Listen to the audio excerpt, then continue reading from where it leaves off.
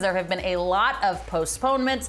Rain has wreaked havoc on both the northeast, and the Midwest. But because of that, there have been a lot of doubleheaders and plenty of action that followed in Cincinnati, Chicago, Philadelphia, Baltimore, and New York. But for our Brushback today, let's talk about the best and deepest division in baseball. I'm not certain I would have picked the NL West to be that deepest, at least this far in the season. Take a look at the standings. 5 teams in the division, all above 500. The last time all teams in a division had a winning record this late into the season, you have to go all the way back to the AL East in 2013. Listen, small sample sizes are what they are, but nearly 20% of the schedule is in the books, and the NL West seemingly has a different feel than the 2-horse race that played out last season between the Giants and the Dodgers. Now, don't get me wrong, those two teams provided some great battles, concluding with their dramatic showdown in Game 5 of the NLDS.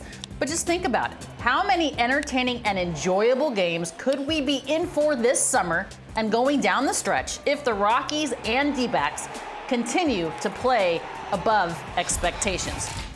Of course, the Dodgers are rolling. We expected that, seamlessly adding Freddie Freeman into an already stacked lineup. Manny Machado has looked every part of an NL MVP candidate for the Padres. And by the way, they still don't have Fernando Tatis Jr. The Giants have been a bit up and down, but just recorded a nice series win against the Cardinals over the weekend to get back on track. And the Rockies, they've played well with C.J. Cron leading the league in slugging, and that despite Chris Bryant's back landing him on the IL 2 weeks ago. But if the awkward Dan Bellino-Madison Bumgarner confrontation last week was the first time this season the Diamondbacks have come across your mind, you've missed out. Torey Lovullo has something good going on right now in the desert. This is not the 110-loss outfit of a disastrous season ago. That clip, a disaster. Super uncomfortable. Sunday's win over the Rockies gave the D-backs their 4th consecutive series victory, and they haven't come against just anyone. Arizona has now won 9 of 12 against the likes of the Dodgers, the Cardinals in St. Louis, and the Marlins in Miami, as well as the Colorado Rockies. Now, the Diamondbacks have been led by their starting rotation, which owns the 2nd best ERA in baseball, behind only the Dodgers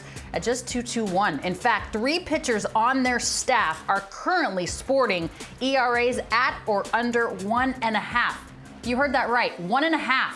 Zach Gallen, Merrill Kelly, and Mad Bum. They currently rank 1st, 4th, and 7th, respectively, among the 121 starting pitchers with at least 20 innings pitched this season. Gallen was excellent in the D-backs rubber game against the Rockies on Sunday. He tossed 7 scoreless innings with 7 strikeouts, no walks in Arizona's 4-0 win. It is clear that Brent Strom was an important addition to this team as their pitching coach, probably the best addition in the offseason. Meanwhile, offensively, they've been led by 25 and 26-year-old outfielders, Dalton Varsho, Pavin Smith, and on Sunday, their top prospect, 22-year-old Alex Thomas, made his MLB debut and doubled in his 2nd career plate appearance. Congratulations and welcome to the show. Now let's see if the D-backs can continue to stack wins. Jazz Chisholm Jr. of the Marlins.